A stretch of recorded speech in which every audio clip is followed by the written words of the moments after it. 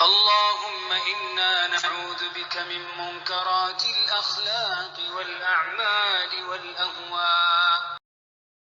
اللهم إنا نعوذ بك من جهد البلاء ودرك الشقاء وسوء القضاء وشماتة الأعداء. اللهم إنا نعوذ بك من زوال نعمتك وتحول عافيتك وفجاءة نقمتك وجميع سخطك يا رب العالمين.